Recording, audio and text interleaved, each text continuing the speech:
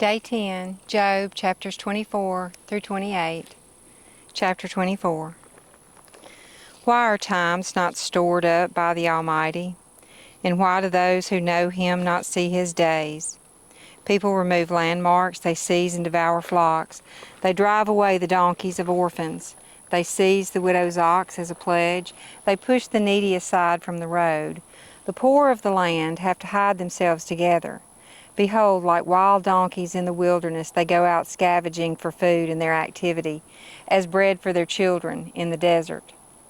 They harvest their feed in the field and glean the vineyard of the wicked.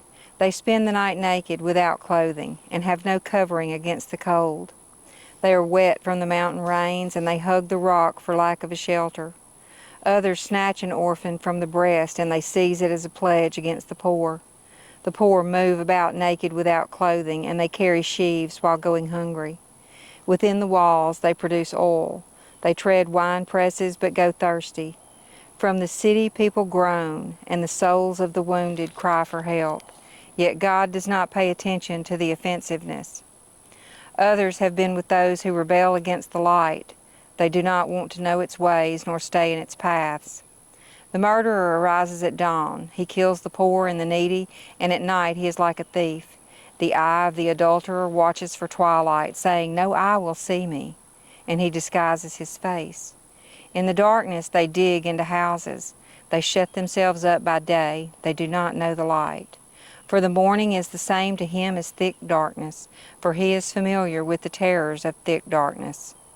They are insignificant on the surface of the water. Their plot of land on the earth is cursed. They do not turn toward the vineyard. Dryness and heat snatch away the snow waters, as Sheol snatches those who have sinned. A mother will forget him. The maggot feeds sweetly until he is no longer remembered. An injustice will be broken like a tree. He wrongs the infertile woman and does no good for the widow, but he drags off the mighty by his power. He rises, but no one has assurance of life. He provides them with security, and they are supported, and his eyes are on their ways. They are exalted a little while, then they are gone. Moreover, they are brought low, and like everything they are gathered up. Like the heads of grain, they wither. Now if it is not so, who can prove me a liar, and make my speech worthless? Chapter 25. Then Bildad the Shuhite responded, "Dominion and all belong to him who makes peace in his heights. Is there any number to his troops? And upon whom does his light not rise? How then can mankind be righteous with God? Or how can anyone who is born of woman be pure? If even the moon has no brightness, and the stars are not pure in his sight, how much less man, that maggot, and a son of man, that worm?" Chapter 26.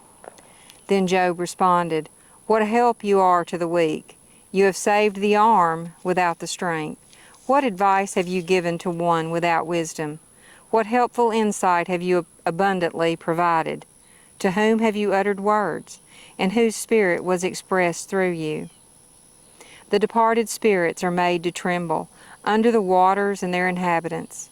Sheol is naked before him, and Abaddon has no covering.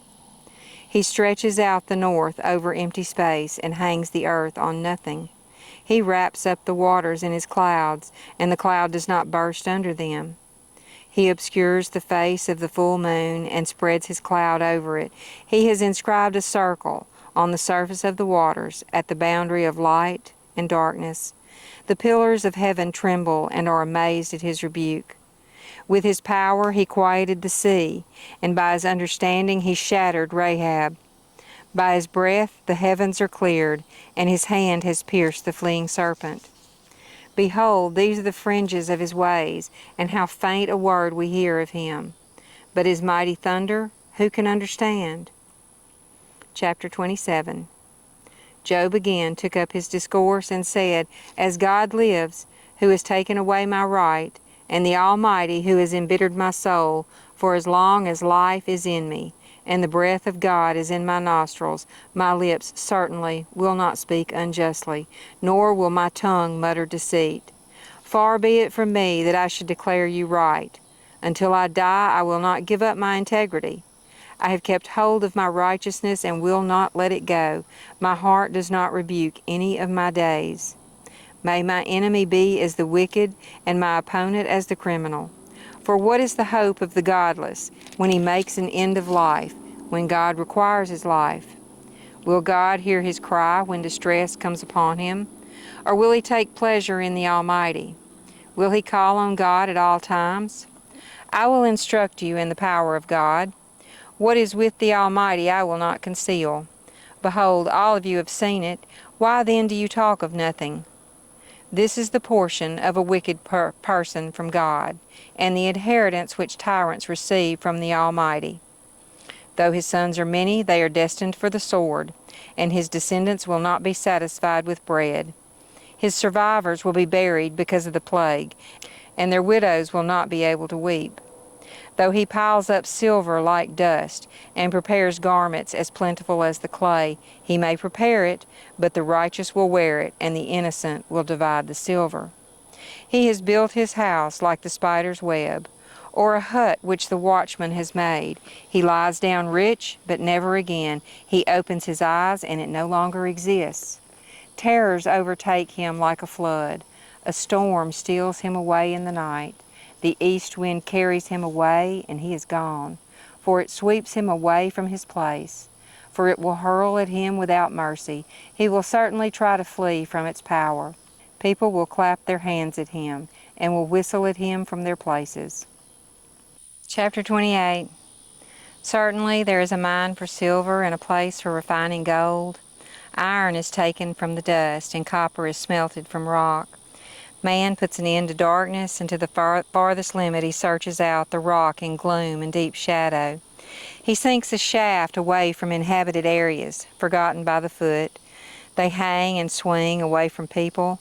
From the earth comes food, and underneath it is turned over like fire. Its rocks are the source of sapphires, and its dust contains gold. No bird of prey knows the path, nor has the falcon's eye caught sight of it. The proud animals have not trodden it, nor has the lion passed over it. He puts his hand on the flint. He overturns the mountain at its base. He carves out channels through rocks, and his eye sees anything precious. He dams up the streams from flowing and brings light to what is hidden. But where can wisdom be found, and where is the place of understanding? Mankind does not know its value, nor is it found in the land of the living. The ocean depth says, "It is not in me," and the sea says, "It is not with me." Pure gold cannot be given in exchange for it, nor can silver be weighed as its price. It cannot be valued in the gold of Ophir, in precious onyx or sapphire. Gold or glass cannot equal it, nor can it be exchanged for articles of pure gold. Coral and crystal are not to be mentioned, and the acquisition of wisdom is more valuable than pearls. The topaz of Cush cannot equal it, nor can it be valued in pure gold. Where then does wisdom come from, and where is this place of understanding? It is hidden from the eyes of every living creature and concealed from the birds of the sky. Abaddon and Death say, "With our ears we have heard a report of it." God understands its way, and he knows its place, for he looks to the ends of the earth. He sees everything under the heavens. When he imparted weight to the wind and assessed the waters by measure, when he made a limit for the rain and a course for the thunderbolt, then he saw it and declared it. He established it and also searched it out. And to mankind he said, "Behold, the fear of the Lord, that is wisdom, and to turn away from evil is understanding."